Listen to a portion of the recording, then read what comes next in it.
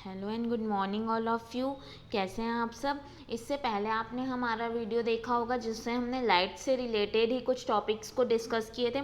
आज हम कुछ और टॉपिक्स पढ़ेंगे, साथ ही साथ हम आज मानव नेत्र के बारे में डिस्कस करेंगे। ठीक है, तो आइए से स्टार्ट करते हैं। सबसे पहले देख लेते हैं कि इंद्रधनुष का बनना ये क्या होता है, इसके बारे में जान लेते हैं कि ये कब बनता है इंद्रधनुष। जिससे कि आपने और हम सब ने देखा ही होगा, ये जो होता है इंद्रधनुष बनता है वो हमें कभी कभी बारिश के जस्ट बाद बना हुआ दिखाई देता है, कभी कभी ऐसे ही मौसम में भी दिखाई दे देता है। तो आइए जानते हैं कि इसका बनना कैसे होता है।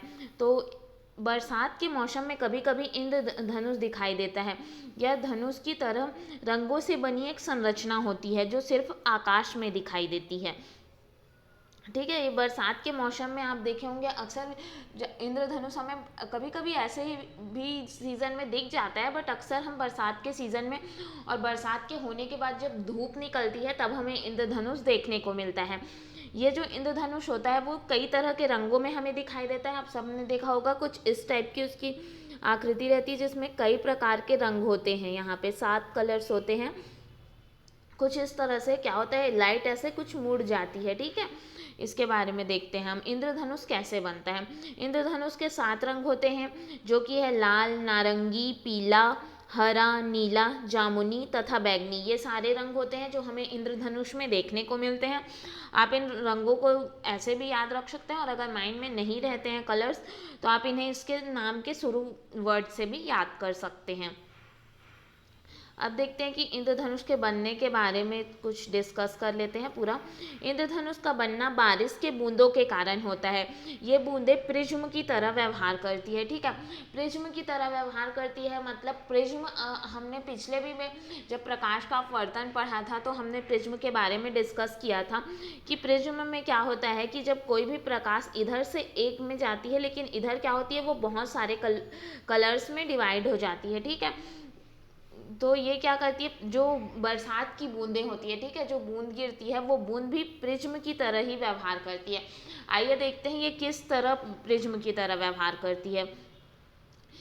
जो बूंद की 2 सतह होती है, ठीक है, बूंद की जो भले हमें बूंद एक ही दिखाई देता है बट उसकी 2 सतह होती है। ठीक है, जब प्रकाश बूंद के अंदर मतलब कोई भी लाइट, जब सपोज कर लीजिए यहाँ से लाइट प्रकाश अगर बूंद के अंदर प्रवेश करता है, ठीक है, तो पहली सतह से टकराकर थोड़ा सा झुक जाता है। पहली सतह मतलब क्या बोलेंगे, ये जो सतह दिख रही है यहाँ से टकराया प्रकाश जस्ट, और यहाँ से क्या होता है थोड़ा मुड़ जाता है बोल रहे हैं। ठीक है, फिर यह रंग दूसरी सतह से बाहर निकलते हैं, और उसके बाद जो एक और सतह होती है ना, बूंद की 2 सतह होती है, तो जो दूसरी सतह होगी ना उससे वो रंग क्या होते हैं बाहर निकलते हैं।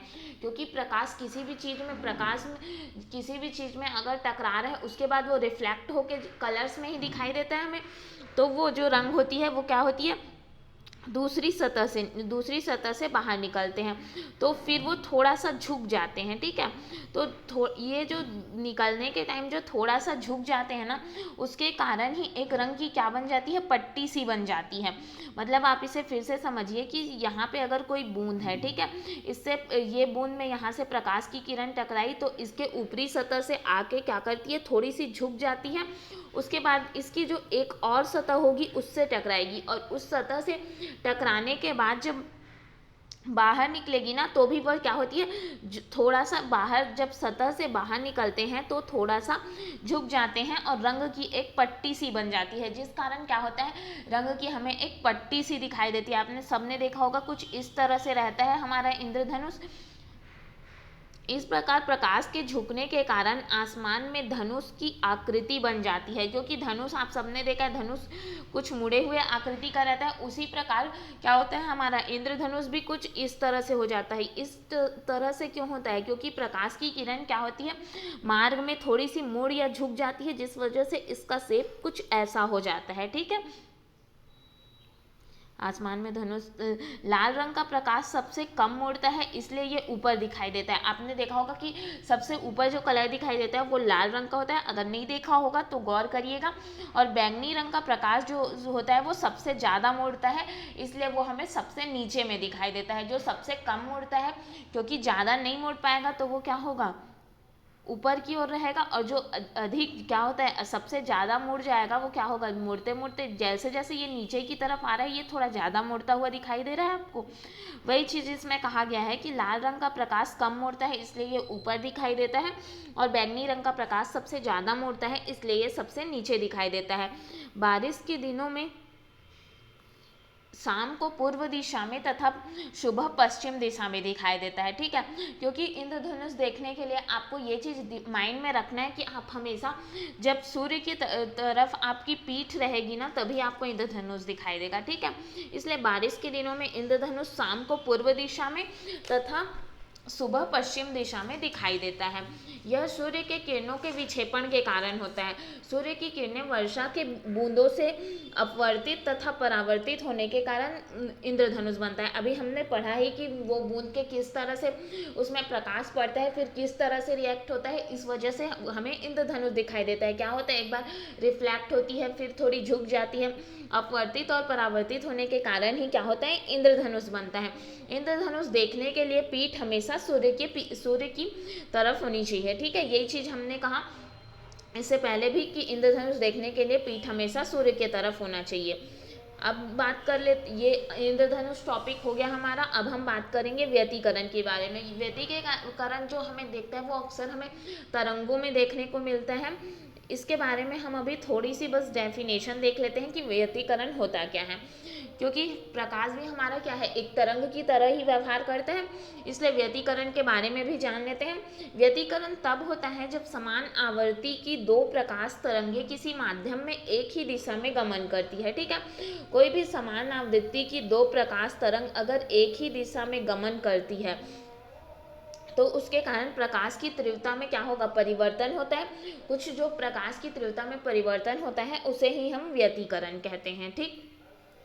अब हम बात कर लेते हैं मनुष्य का नेत्र या मानव नेत्र के बारे में, ठीक है। ये एक बहुत ही इम्पॉर्टेंट टॉपिक है, इससे क्वेश्चंस भी पूछे जाते हैं, और इसमें हमें जानने लायक बातें ये हैं कि इसके जो मनुष्य के जो हमारे नेत्र के सारे पार्ट्स होते हैं उनका वर्ग क्या है और उनके गुण क्या क्या है, उनकी संरचना किस टाइप की होती है, ये सब चीज़ हमें माइंड में रखनी है क्योंकि ऐसे क्वेश्चंस पूछे जाते हैं। तो देखते हैं कि हमारी आँख भी एक लेंस की तरह ही कार्य करती है, जिसके कारण हमें प्रकाश की उपस्थिति में ही हमें किसी भी वस्तु को हम देख पाते हैं, ठीक है। आँख जो है हमारा वो भगवान का दिया हुआ सबसे अनोखा चीज़ है या अच्छा चीज़ है कहा जाए हम, ठीक है। क्योंकि इसी की वजह से ही हम पूरे संसार को आज देख पा रहे हैं, कोई भी चीज़ें हम देख पा रहे हैं, और इस संसार में जो इतनी अच्छी अच्छी चीज़ें हम देख पा रहे हैं वो सब कुछ हमारे आँख की वजह से ही संभव है। और आँख क्या होता है, हमारा एक लेंस की तरह कार्य करता है। लेंस की तरह कैसे, जैसे आपने लेंस देखा होगा, लेंस क्या होता है, उसमें हम आर पार भी देख सकते हैं, उसमें प्रकाश आ जा सकता है, उसमें हम किसी भी चीज़ का चित्र भी देख सकते हैं। और इसीलिए कभी कभी मनुष्य का जो नेत्र होता है उसको हम कैमरा भी कहते हैं, ठीक है। क्योंकि हम उसमें किसी भी चीज़ को क्या कर सकते हैं, देख सकते हैं, उसे अपने आँखों में मतलब आँख से ही हम उसमें कैद करके रख सकते हैं। इसलिए कभी कभी ये भी कहा जाता है कि मनुष्य का नेत्र एक कैमरा की तरह ही कार्य करता है, ठीक है। क्योंकि आँख के कारण ही हम प्रकाश की उपस्थिति में कोई किसी भी वस्तु को देख पाते हैं। अगर प्रकाश नहीं रहेगा तो भी हम बिना प्रकाश से के हम आँखों से कुछ भी चीज़ नहीं देख सकते। इसमें प्रकाश का बहुत महत्वपूर्ण है, क्योंकि जब कोई भी प्रकाश किरण जब हमारे आँख में पड़ेगी और उसका जब इमेज बनेगा तो ही हम किसी भी वस्तु को देखने के लिए समर्थ होंगे, ठीक है। इसकी संरचना की बात कर लेते हैं। नेत्र गोलाकार होते हैं। नेत्र के आंतरिक भागों की सुरक्षा हेतु इनके आगे का आवरण सफ़ेद या कठोर होता है। आप सबने देखा होगा जो हमारे आँख का जो वाइट वाला पार्ट होता है, जो हमारे आइज़ होते हैं उसका जो वाइट वाला पार्ट होता है वो उसी पार्ट की बात करिए। ये जो बाहरी आवरण होता है वो बहुत ही सफ़ेद और कठोर होता है, सफ़ेद और कठोर होता है। इसीलिए कभी आपने देखा होगा कि कोई भी चीज़, अगर कोई भी कण या कोई भी धूल अगर आपके आँख में पड़ जाता है तो वो वहीं पे अटक जाता है, वो आपके सफ़ेद वाले भाग में ही पड़ के अटक जाता है, क्योंकि ये बहुत ज़्यादा कठोर, मतलब एक कहा जाए एक कठोर आवरण की तरह होता है, जो किसी भी चीज़ को एकदम से, अगर वो कुछ बारीक चीज़ें हैं तो एकदम से उसको अंदर जाने नहीं देता है, ठीक है। नेत्र के निम्न भाग होते हैं। इसके बारे में हम जान लेते हैं कि कौन कौन से भाग होते हैं। तो इसके लिए हम ये एक इमेज भी है, इमेज से भी हम देखेंगे ताकि हम उसे बेहतर तरीके से हमें समझ आ सके। ये इमेज थोड़ा क्लियरली विजिबल नहीं है, एक और इमेज है, इसमें भी हम देख सकते हैं। ये दोनों मानव नेत्र का ही इमेज है। इसमें हम एक एक चीज़ के बारे में डिस्कस करेंगे संरचना देख के, ठीक है। तो सबसे पहले हम बात कर लेते हैं कार्निया की कार्निया क्या होता है। तो पहले इसमें आँख में यहाँ पे हम देख लेते हैं इसकी स्थिति कि ये कहाँ पे है। ये है हमारा कार्निया, ठीक है, कार्निया वाला भाग ये है। अब इसके बारे में हम बात करते हैं कि इसकी कार्निया क्या होता है। यह एक पारदर्शी तथा आगे का भाग होता है। जो हमारा कार्निया होता है ना, वो पारदर्शी होता है, ठीक है। इसकी गुण हो गई है कि ये पारदर्शी होता है और ये आगे का भाग होता है। इसीलिए जो नेत्र में प्रवेश करने वाला अधिकांश प्रकाश किरण का अपवर्तन ना कार्निया के बाहरी पृष्ठ में भी होता है, क्योंकि प्रकाश के अपवर्तन के कारण ही हमें कोई भी ऑब्जेक्ट दिखाई देता है। इसलिए जो अधिकांश जो नेत्र में हमारे प्रकाश प्रवेश करती है ना, उसके प्रकाश के किरणों का अपवर्तन कार्निया के बाहरी पृष्ठ में ही होता है। मतलब ये जो हमारा आँख का वाइट वाला भाग दिखता है वहीं पर ही होता है। ये हमारी कार्निया है। ये चित्र से अगर आप देख के समझना चाहें तो, और अगर आप इस चित्र में देखें तो ये है हमारा कार्निया, ठीक। ये जो पार्ट आपको दिख रहा है ये वाला पार्ट हमारा कार्निया है। कार्निया जो कि एक पतली झिल्ली की तरह होता है, ठीक है। ये एक पारदर्शी झिल्ली की तरह होता है, मतलब इसके आर पार हम देख सकते हैं। इसीलिए प्रकाश के किरणों का अपवर्तन कार्निया के बाहरी पृष्ठ पर होता है। कार्निया आपको समझ आ गया होगा। इसमें जो हमें ये पार्ट दिख रहा है ये पार्ट ही क्या होता है, हमारा कार्निया होता है, ठीक है। और ये जो आपको दिख रहा है ये हमारा वाइट का जो हम कठोर भाग पढ़े हैं वो होता है ये हो गई बात कार्निया की। अब देखते हैं कि आइरिस या परितारिका क्या होती है, ठीक है। कार्निया के पीछे गहरे रंग की गहरे रंग की क्या होती है, पेशी होती है। पेशी मतलब एक वो कुछ, यहाँ देखिए आपको समझ आएगा। ये जो आपको परितारिका करके लिखा है यही परितारिका, जिसे हम क्या कहते हैं, आइरिस।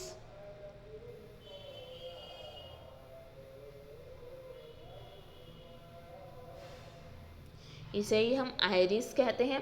ये जो आपका ये वाला भाग दिख रहा है ये हमारा क्या कहलाता है, आइरिस या परितारिका कहलाता है।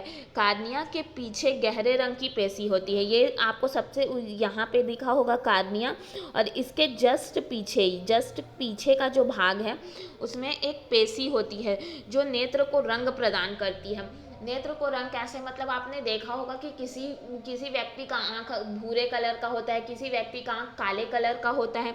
ये सब जो रंग होता है, किसी का नीले कलर का होता है, ये सारे जो नेत्र को रंग प्रदान करने का कार्य है ना, ये आइरिस का ही होता है, ठीक है। यह नेत्र में प्रवेश करने वाली प्रकाश की मात्रा को क्या करता है, नियंत्रित करता है। मतलब अगर हमारे आँख में प्रकाश पड़ रही है तो कितना प्रकाश का मात्रा पड़ना चाहिए कि हम एक, अगर लिमिट से ज़्यादा प्रकाश पड़ेगी आँख में तो क्या होगा, आपका आँख या तो एकदम अत्यधिक ऐसे छोटा हो जाता है या फिर बंद हो जाता है, ठीक है। तो इस कंडीशन में ये क्या करती है, ये प्रकाश की मात्रा को नियंत्रित करती है। मतलब नियंत्रित मात्रा में प्रकाश पड़े जिससे आप किसी भी वस्तु को आसानी से देख पाएँ। एकदम सीधे से आपके आँख में पड़ेगी तो आप उस वस्तु को नहीं देख पाएंगे, अगर लाइट बहुत ज़्यादा पड़ेगी आपकी आँखों में तो। ये हो गया हमारा आइरिस।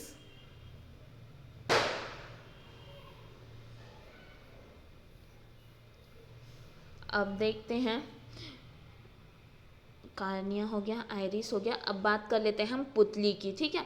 तो पुतली क्या होती है, पुतली का इमेज देखते हैं हम। ये जो आपको बीच का पार्ट दिख रहा है ये पार्ट हमारी क्या है, यही हमारी पुतली है, ठीक है। आइरिस में एक सेकेंड, सॉरी, आइरिस में उपस्थित एक छोटा सा काला द्वार है, ठीक। ये जो आपको दिख रहा है ना ये पार्ट, उसे ही हम क्या कहते हैं, एक छोटा सा काला द्वार होता है। इसके ये आपने ये पार्ट देख लिया, हम ये इसकी थ्योरी वाली पार्ट ले आते हैं। आइरिस में उपस्थित एक छोटा सा काला द्वार होता है। इसके आकार को आइरिस नियंत्रित करती है, ठीक है। आइरिस का कार्य क्या होता है कि इसके आकार को वो नियंत्रित करती है। जो इसका आकार हमें लिमिटेड दिखाई दे रहा है, ऐसा नहीं होता कि कभी इसका आकार उम्र के साथ या कभी बढ़ते जा रहा है, ऐसा होता है कि नहीं होता। इसलिए आइरिस में उपस्थित ये छोटा सा काला द्वार है, इसके आकार को आइरिस नियंत्रित करने का कार्य करती है। ठीक है, ज़्यादा तेज प्रकाश में पुतली छोटी और कम प्रकाश में बड़ी हो जाती है। वही चीज़ हमने पढ़ा कि अगर आपके आँख में बहुत ज़्यादा कोई लाइट या टॉर्च आप खुद से ही मारेंगे तो आप देखेंगे कि आपका आँख या तो एकदम छोटा हो जाएगा या फिर बंद भी हो जाएगा। ठीक है, तो पुतली छोटी, ज़्यादा प्रकाश में जो होती है हमारी पुतली क्या होती है, छोटी हो जाती है, छोटी और कम प्रकाश में बड़ी होती है। ठीक है, अगर कम प्रकाश पड़ रहा है तो आप बहुत ज़्यादा उसे मतलब ऐसे अपनी आँख को थोड़े बड़े करने के बाद उसे किसी चीज़ को देखने की कोशिश करते हैं। इसीलिए कहा गया है कि अगर तेज प्रकाश में पुतली क्या होती है हमारी, छोटी हो जाती है और कम प्रकाश में बड़ी हो जाती है। अब बात कर लेते हैं लेंस की। तो पुतली के ठीक पीछे केंद्र पर मोटा उत्तल लेंस होता है। ठीक है, लेंस जो है हमारा, ये पुतली जो आपको दिख रहा है, ठीक है, ये पुतली के अंदर में होता है। ठीक है, जो हमारा लेंस लगा होता है पुतली के ठीक पीछे होगा ये। ठीक है, ठीक पीछे केंद्र पर मोटा उत्तल लेंस लगा होता है। ठीक है, अगर कभी पूछा गया एग्जाम में कि मनुष्य के नेत्र में कौन सा लेंस पाया जाता है तो आप ये बता सकते हैं कि वो उत्तल लेंस होता है। और उत्तल लेंस किस टाइप का लेंस है, ये अभिसारी लेंस भी हम कहते हैं। अभिसारी लेंस, ये आप याद रखना, अगर उसकी प्रकृति पूछा जाए कि अपसारी होती है कि अभिसारी होती है तो आपको ये याद रखना है कि ये उत्तल लेंस होता है जो कि अभिसारी होता है। और लेंस प्रकाश को पीछे वाली परत रेटिना पर फोकस करता है। ठीक है, यह प्रोटीन युक्त पदार्थ का बना हुआ होता है और प्रकाश के पीछे वाली परत रेटिना पर फोकस करता है। लेंस का कार्य क्या रहता है, प्रकाश को, जो हमारे आंखों पर प्रकाश पड़ती है जिसकी वजह से हमें रेटिना पर इमेज बनता है, जो किसी भी चीज़ का इमेज अगर रेटिना पर बनता है तभी वो हमें क्लियर दिखाई देता है। ठीक है, स्वस्थ मनुष्य के जो शरीर में कोई भी जो इमेज बनता है वो रेटिना पर बनता है, और अगर रेटिना के आगे बन रहा है इमेज या फिर रेटिना के पीछे बन रहा है तो हम ये कहते हैं कि उसको या तो निकट दृष्टि दोष है या दूर दृष्टि दोष है। इसके बारे में हम आगे डिस्कस करेंगे। ये एक प्रोटीन युक्त पदार्थ से बना हुआ होता है। ठीक, अब बात कर लेते हैं रेटिना की, कि रेटिना क्या होता है। रेटिना को दृष्टि पटल भी कहते हैं। यह अनेक तंत्रिका कोशिका का बना हुआ होता है। रेटिना क्या है हमारी, रेटिना को हम आपको इसमें दिखाते हैं हम, ये जो दृष्टि पटल करके लिखा है ना, यही है हमारा रेटिना। रेटिना को दृष्टि पटल भी कहते हैं। यह अनेक तंत्रिका कोशिका का बना हुआ होता है। प्रतिबिंब का बनना इसी रेटिना में होता है। जो भी हमने इससे पहले भी कहा कि किसी भी चीज़ का अगर हमें प्रतिबिंब दिखाई दे रहा है तो वो स्वस्थ मनुष्य के अगर आँख में रेटिना पर ही प्रतिबिंब बनता है और वो हमें दिखाई देता है। ठीक है, रेटिना पर किसी वस्तु का उल्टा और वास्तविक प्रतिबिंब बनता है। ये भी आपको याद रखना है कि रेटिना पर जो भी प्रतिबिंब बनता है ना वो उल्टा और वास्तविक बनता है। ठीक है, तो अब आप ये सोचेंगे कि अगर रेटिना पर कोई भी तस्वीर उल्टा और वास्तविक बनता है तो वो हमें सीधा कैसे दिखाई देता है। आपके मन में ये क्वेश्चन हो रहा होगा।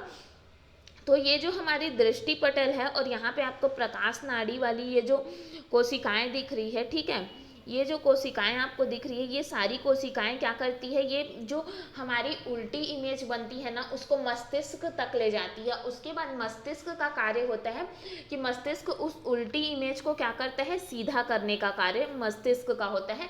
इसलिए हमें वो इमेज क्या होती है, हमें सीधी दिखाई देती है। और ये सब इतना जल्दी होता है, फास्टली, कि हमें पता ही नहीं चलता कि ये सब हो रहा है करके, बट एक्चुअल में ऐसा ही होता है। रेटिना पर जो प्रतिबिंब बनता है वो वास्तविक इमेज के बारे में हमने बात कर लिया है पिछले वीडियो में। वास्तविक और उल्टा प्रतिबिंब बनता है। ये उसके बाद उसे सीधा करने का कार्य जो ये प्रकाश नाड़ी आपको दिख रही है, प्रकाश नाड़ी में जो तंत्रिकाएं होती हैं वो इसे मस्तिष्क तक लेकर जाती है और मस्तिष्क ही इस इमेज को जो उल्टा बना हुआ होता है उसे सीधा करता है।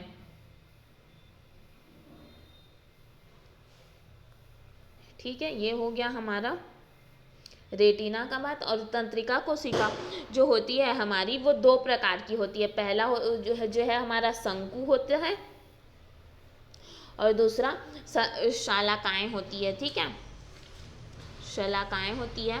तो शंकु का कार्य देख लेते हैं और शलाकाएं क्या होती है ये देख लेते हैं। शंकु जो होता है हमारा, ये तीव्र प्रकाश के लिए सुग्राही होती है, ये रंगों की सूचनाएं भेजती है, ठीक है।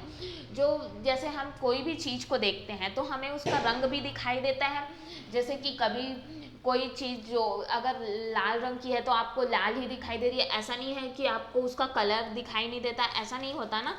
हमें जिस चीज़ में हमें वो कलर रहती है वही चीज़ की वो हमें दिखाई देती है। तो ये कार्य किसका होता है, ये कार्य हमेशा शंकु का होता है, ठीक है। और ये तीव्र प्रकाश के लिए सुग्राही होती है और ये रंगों की सूचनाएं भी भेजती है। और वहीं अगर बात करें शलाकाएं की, तो ये मंद प्रकाश के लिए सुग्राही होती है। मतलब इसमें क्या होता है, ये तीव्र प्रकाश के लिए सुग्राही से इसका क्या मतलब है कि आप इसमें आपके आँख में जो तीव्र प्रकाश हो रहा है ये उसको भी क्या कर लेगी, अपने मतलब एब्जॉर्व कर सकती है, ठीक है। और शलाकाएं जो होती है हमारी, वो मंद प्रकाश के लिए सुग्राही होती है, मतलब उसमें मंद प्रकाश पड़ता है, ठीक है। मंद प्रकाश के लिए वो एक कहा जाए कि मंद प्रकाश के लायक उसमें एक वातावरण होता है। अब हम बात कर लेते हैं कि अंध बिंदु क्या होता है, ठीक। अंध बिंदु जो होता है हमारा, तो जो अंध बिंदु जो होता है, तो जिस बिंदु पर दृष्ट नाड़ियाँ मस्तिष्क तक जाती है, ठीक है। जो दृष्ट नाड़ियाँ होती हैं वो मस्तिष्क तक जाती है, तो उसको हम क्या कहते हैं, और इस बिंदु पर इसको हम अंध बिंदु क्यों कहते हैं, ठीक है। अंध बिंदु हम इसलिए कहते हैं क्योंकि यहाँ पे प्रकाश का कोई भी प्रभाव नहीं पड़ता, यहाँ पर हमें प्रकाश दिखाई नहीं देता। इसलिए कभी कभी आपने ये देखा होगा कि आप कभी अगर अचानक से उठते हैं या फिर आप किसी भी चीज़ को देखते हैं, फिर अचानक से आपको एक काला ऐसे गोल सा कुछ काला सा दिखाई देता होगा आपको, तो ये किस लिए होता है, ये अंध बिंदु की वजह से होता है, क्योंकि इसमें प्रकाश नहीं पड़ पाता, इसलिए हमें इसमें कोई भी अन्य कलर नहीं दिखाई देता, सिर्फ हमें काला कलर ही दिखाई देता है। ये होता है हमारा अंध बिंदु। दृक् तंत्रिकाओं तथा रेटिना की संधि पर कोई तंत्रिका कोशिका नहीं होती, उसे हम क्या कहते हैं, अंध बिंदु कहते हैं। अंध बिंदु जिस बिंदु में दृष्ट नाड़ियाँ होती है ना, वो मस्तिष्क तक जाती है हमारी, और यहाँ पे प्रकाश का कोई भी प्रभाव नहीं होता है, इसलिए हमें कोई भी वस्तु नहीं दिखाई देती है। रेटिना पर बने प्रतिबिंब का प्रभाव वस्तु हटा लेने के बाद भी 1/16 सेकंड तक बना रहता है, मतलब ये बहुत कम समय, मानिए आप 1/16 सेकंड तक बना रहता है। नेत्र के द्वारा किसी भी वस्तु को पढ़ने के लिए, ठीक है, किसी भी वस्तु को हम आसानी से पढ़ सकें, इसके लिए 25 सेंटीमीटर की दूरी होनी आवश्यक होती है। और हम देखते हैं कि एक नेत्र से देखने पर हमारे देखने का कोण 150 अंश होता है, ठीक है, अगर हम सिर्फ और सिर्फ एक आँख से देख रहे हैं तो। और अगर हम दोनों आँखों की बात करें तो उसमें जो कोण बनता है वो 180 अंश का बनता है। अब कुछ हम आश्चर्यजनक तथ्य देख लेते हैं। इन तथ्यों के बारे में हम बात कर लेते हैं कि उल्लू के नेत्र का कार्निया और पुतली बड़ी होती है, ठीक है। कार्निया और पुतली के बारे में अभी हमने पढ़ा है, तो इसकी कुछ बातें अगर दिमाग में होगी तो कार्निया क्या करती है कि नेत्र में प्रवेश करने वाले अधिकांश प्रकाश का जो अपवर्तन का कार्य रहता है वो कार्निया का रहता है। वहीं अगर पुतली की हम बात करें तो पुतली जो रहता है वो हमें ज़्यादा, अगर बहुत ज़्यादा प्रकाश है तो पुतली छोटी हो जाती है, या फिर कम में कम, ऐसा पढ़े थे हम। तो उल्लू के नेत्र का जो होता है कार्निया और पुतली दोनों बड़ा होता है, ठीक है। इसकी रेटिना में सालाकाएँ अधिक और शंकु कम होती है। सालाकाएँ अधिक मतलब सालाकाएँ क्या होती है, मंद प्रकाश के लिए, ये अभी हमने पढ़ा। जो आप इसे देखिए, सालिकाएँ जो है मंद प्रकाश के लिए सुग्राही होती है, यह भी हमने पढ़ा। और शंकु जो होती है तीव्र प्रकाश की, तो इसमें हम क्या बोल रहे हैं, इसकी रेटिना में सालिकाएँ अधिक होती है और शंकु कम होते हैं, इसलिए यह रात में देख सकता है। इसलिए जब रात में हमें किसी को भी दिखाई नहीं देता, ठीक है, तब भी हम कहते हैं कि उल्लू को दिखाई दे रहा है। तो उल्लू को जब कोई भी चीज़ रात में दिखाई दे रही है, उसके पीछे का कारण क्या है, क्योंकि उसके आँखों में क्या होती है, सालिकाएँ अधिक होती है और शंकु कम होते हैं। सालिकाएँ अधिक होती है मतलब क्या होती है, ये मंद प्रकाश के लिए सुग्राही होती है, इसलिए उसे मंद प्रकाश मतलब इतने कम प्रकाश में भी क्या कोई भी चीज़ें रात में भी दिख जाती हैं, ठीक है। और उसमें शंकु कम होता है, शंकु की मात्रा कम होती है, इसलिए उसे क्या होता है कि शंकु कम होती है, उसका प्रभाव कब देख सकते हैं हम, कहते हैं ना कि दिन में उसे ज़्यादा दिखाई नहीं देता, रात में दिखाई देता है। रात में दिखाई इसीलिए देता है क्योंकि उसमें शालकाएँ अधिक होती है और शंकु कम होता है। और मनुष्य का ऐसा रहता है कि मनुष्य में शंकु की मात्रा अधिक रहती है, इसलिए वह दिन में किसी भी चीज़ को देख पाता है और रात में उसे प्रकाश न पड़ने की वजह से देखने में कठिनाई होती है। यह शंकु और शालकाएँ के कारण ही होता है। ठीक, ये एक आश्चर्यजनक कुछ तथ्य हैं जिनके बारे में हम पढ़ रहे हैं। और दिन के पक्षियों की आंखों में शंकु, दिन की पक्षियाँ, ठीक है, जो दिन में हमें पक्षियाँ दिखाई देती हैं उनकी आंखों में शंकु अधिक होता है और शलाकाएँ कम होती है, ठीक है, इसलिए वो दिन के समय ही हमें दिखाई देती है। जो अन्य दिन की पक्षियाँ, मतलब आप ये समझिए कि उल्लू को छोड़कर जो अन्य हैं सभी पक्षियाँ, उनकी बात हो रही है, उन्हें कहा जा रहा है यहाँ पे दिन की पक्षियों की आंखों में जो होता है शंकु अधिक होता है और शालकाएँ कम होती हैं। और केकड़े के नेत्र बहुत छोटे होते हैं लेकिन यह सभी दिशाओं में देख सकते हैं। केकड़े का नेत्र, आपने केकड़ा कभी देखा होगा तो आपने गौर किया होगा, उसके नेत्र काफ़ी छोटे छोटे होते हैं लेकिन वो सभी दिशाओं में देख सकते हैं, ठीक है, वो एक मतलब चारों दिशाओं में वो देख सकते हैं, इतना उनके में क्षमता होता है। और वहीं अगर तितलियों की बात करें तो तितलियों के बड़े नेत्र कई सौ छोटे नेत्रों से मिलकर बने होते हैं। तितलियों के जो हमारे नेत्र होते हैं वो कई सौ छोटे छोटे नेत्रों से मिलकर बने हुए होते हैं, ठीक है, जिस कारण वे सामने और साइड देखने के अलावा पीछे भी देख सकती हैं। सामने तो वो देख भी लेंगे और साइड ही साथ वो पीछे का भी देख सकती है, ठीक है, ये तितलियों का गुण होता है। और ये कुछ आश्चर्यजनक बातें थी जो जानवरों से रिलेटेड और उनकी मतलब क्षमता से रिलेटेड जो हमने पढ़ी। अब नेत्र संबंधित हम कुछ रोग देख लेते हैं, इसके बारे में हमने थोड़ा डिस्कस किया था पिछले सेशन में कि, लेकिन बस हमने उसमें ये कहा था कि कब कौन सा लेंस यूज़ किया जाता है। अब हम देखेंगे कि एक्शन में वो होता क्यों है, ठीक है। तो बात करते हैं कि निकट दृष्टि दोष की, जिसको हम मायोपिया भी कहते हैं। इस रोग में व्यक्ति दूर की वस्तु को भली भांति नहीं देख पाता, ठीक है। निकट दृष्टि दोष में आपको क्या होगा, निकट की वस्तु तो दिखाई देंगी लेकिन आप दूर की वस्तु को क्लियरली नहीं देख पाओगे, ये होता है निकट दृष्टि दोष, जिसे हम मायोपिया भी कहते हैं।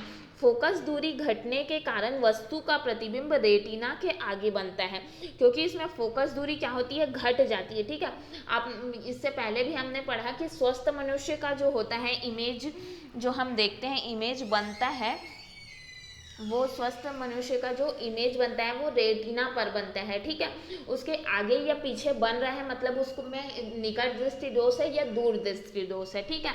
तो निकट दृष्टि दोष में क्या होता है, फोकस दूरी घटने के कारण वस्तु का प्रतिबिंब रेटिना के आगे बनता है, मतलब रेटिना में करेक्ट न बन के फोकस दूरी क्या हो रही है, घट रही है। घट रही है का मतलब क्या है, जो प्रतिबिंब बन रहा है वो रेटिना के आगे की तरफ बनता है, ठीक है।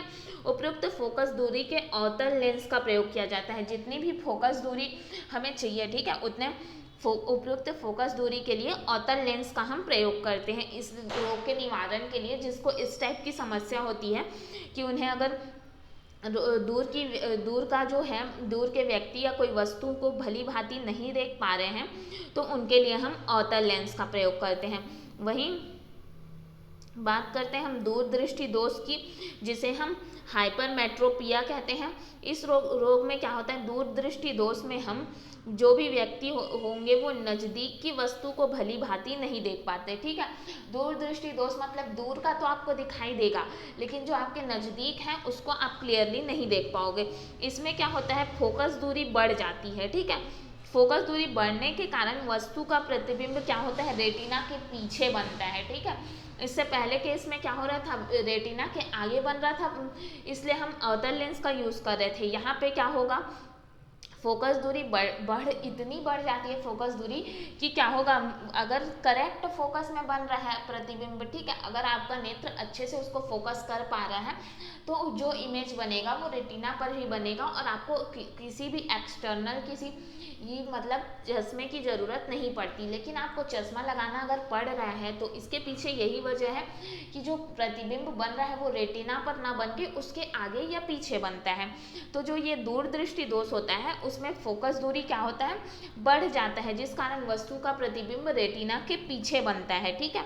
और इस प्रकार के दूरी के लिए हम क्या करते हैं, उपर्युक्त फोकस दूरी के उत्तल लेंस का हम प्रयोग करते हैं इस रोग के निवारण के लिए। ठीक है, इससे पहले के वीडियो में हमने डिस्कस कर लिया है कि उत्तल लेंस कैसा होता है और अवतल लेंस कैसा होता है। तो ये हो गई बेसिक बातें जो हमें पता होनी चाहिए कि दूर दृष्टि दोष के लिए हम किस लेंस का प्रयोग करते हैं, निकट दृष्टि दोष के लिए, और ये किस वजह से होता है, इस रीज़न के बारे में भी हमने बात कर लिया।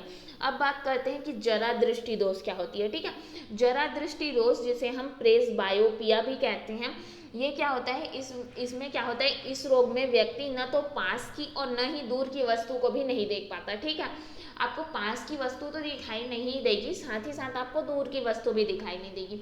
ऐसा अक्सर वृद्ध लोगों में होता है जो बहुत एजेड हो जाते हैं। एक एज के बाद क्या होता है, थोड़ी जो आइस की जो कैपेसिटी है उसमें परिवर्तन आता है, फोकस दूरी में भी जो जितना हम पहले कर पा रहे थे उससे उसकी क्षमता में कमी आती है। इस वजह से ऐसा देखने को पाया जाता है। इस रोग ये जो होता है मुख्य रूप से वृद्धावस्था में पाया जाता है, और इसमें हम क्या करते हैं, द्विफोकसी लेंस का हम प्रयोग करते हैं। ठीक है, इस प्रकार के दोष को दूर करने के लिए हम द्विफोकसी लेंस का प्रयोग करते हैं। ठीक है, अब जान लेते हैं कि अबिंदुकता या एस्टिग्मेटिज्म क्या होता है। अबिंदुकता के बारे में आपको समझने के लिए ये आप इमेज देखिएगा, एक सेकेंड।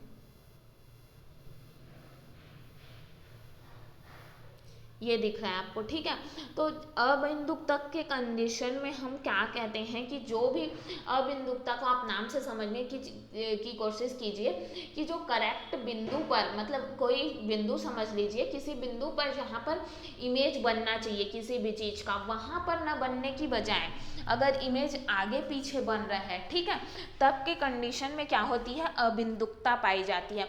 और अबिंदुकता में ये होता है कि आपको जो ये क्षैतिज की अगर रेखाएं, या ये जो क्षैतिज की रेखाएं खींची हुई हैं, ये अगर आपको स्पष्ट दिखाई दे रहा है, ठीक है, ये अगर आपको स्पष्ट दिखाई दे रहा है, तो ये जो ऊर्ध्वाधर रेखाएं हैं वो आपको अस्पष्ट दिखाई देंगी। ठीक, और उसी तरह अगर दूसरे कंडीशन में ये होगा कि आपको अगर ऊर्ध्वाधर की रेखाएं स्पष्ट दिखाई दे रही है, ठीक है, तो ये जो क्षैतिज की रेखाएं हैं वो अस्पष्ट दिखाई देगी। ये चीज़ इसमें पाया जाता है। इसमें क्या होता है कि अगर आपको ऊर्ध्वाधर जो रेखा है वो स्पष्ट दिखाई दे रही है, तो जो क्षैतिज की रेखा है वो अस्पष्ट दिखाई देंगी। वहीं अगर आपको क्षैतिज की रेखा अगर मान लो स्पष्ट दिखाई दे रही है, तो जो अगली रेखा है वो अस्पष्ट दिखाई देंगी। ऐसा होता है इस प्रकार में। ठीक है, अबिंदुकता या एस्टिगोमेटिज्म जो होता है ना, उसमें यही चीज़ पाया जाता है कि जो इसमें जो भी व्यक्ति होता है वो सभी दिशाओं में एक समान नहीं देख पाता।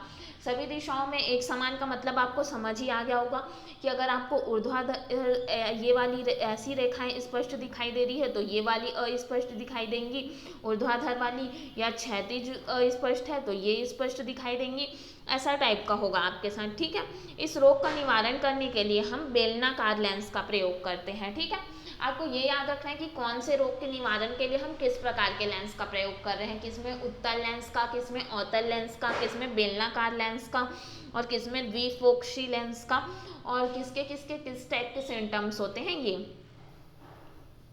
ये चीज़ हमें याद रखना है। और इसके बाद हम देख लेते हैं नेत्रदान, महादान जिसे हम ये भी कहते हैं। और नेत्रदान में एक बात याद रखिएगा कि नेत्रदान में जब हम नेत्रदान करते हैं ना, तो ये जो हमारे आँख का कार्निया वाला भाग होता है ना, ये जो कार्निया वाला भाग आपको दिखाई दे रहे हैं, एक सेकेंड, ये कार्निया वाला भाग जो आपको दिखाई दे रहा है ना, इसी भाग का ही हम दान करते हैं नेत्रदान में। ठीक है, नेत्रदान से रिलेटेड कुछ छोटी छोटी बातें जो हम देख लेते हैं कि नेत्रदान में कार्निया को ही हम दान करते हैं, और नेत्रदान के लिए मृत्यु के 4-6 घंटे के भीतर नेत्र को निकाल लिए जाते हैं। ठीक है, नेत्रदान के लिए कभी कभी ऐसा होता है कि कुछ लोग पहले से ही कह चुके होते हैं कि उनके जाने के बाद उनके नेत्र को दान कर देना है, इस टाइप का। कुछ लोग अपना नेत्र दान करते ही हैं और कुछ लोग का नहीं भी होता है।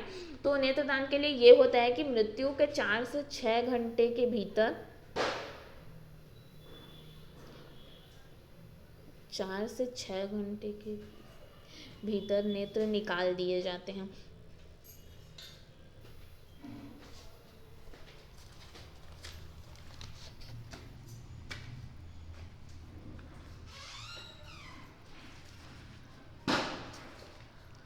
और थर्ड जो है वो ये है कि नेत्रदान कौन कर सकता है, ये हम जान लेते हैं। तो किसी भी आयु या कोई भी व्यक्ति, कोई भी गर्ल बॉय कोई भी नेत्रदान कर सकता है, और वे व्यक्ति जिन्हें कोई संक्रामक रोग नहीं है, ठीक है। मतलब कुछ कुछ संक्रामक रोग होते हैं, उन रोगों वाले व्यक्ति नेत्रदान नहीं कर सकते। बाकी अन्य व्यक्ति जो स्वस्थ हैं और जिनको किसी भी प्रकार की कोई बीमारी नहीं है, वो नेत्रदान कर सकते हैं। और चश्मा पहनने या मोतियाबिंद का ऑपरेशन करा चुके व्यक्ति भी, साथ ही साथ हम ये नहीं कह सकते कि इस टाइप के व्यक्ति नेत्रदान नहीं कर सकते, ये चीज़ भी हम नहीं कर सकते। चश्मा पहनने या मोतियाबिंद का ऑपरेशन करा चुके व्यक्ति भी जो हैं नेत्रदान कर सकते हैं। और मधुमेह या उच्च रक्तचाप, जिसे हम हाई बीपी भी कहते हैं,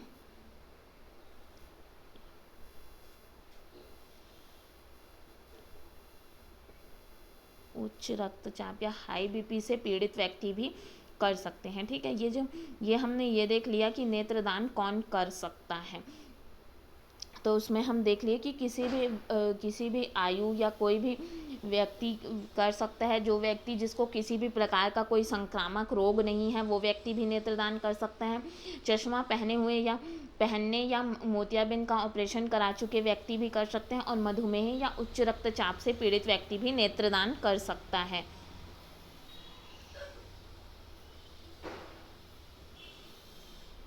और बीच में ये तो हमने देख लिया, बाकी सब चीज़ें बात कर ली हैं हमने। नेत्रदान में कार्निया को दान किया जाता है, और नेत्रदान के लिए मृत्यु के 4-6 घंटे के भीतर नेत्र निकाल दिए जाते हैं। तो होप आपको हमारा आज का सेशन समझ आया होगा। लास्ट में थोड़ा सा डिस्टर्बेंस हुआ, उसके लिए सॉरी। और अगर आपको कोई भी डाउट हो तो आप हमें कमेंट करके बताइए। और आपने अभी तक अगर चैनल को सब्सक्राइब नहीं किया है तो प्लीज़ सब्सक्राइब करिए। Thank you so much.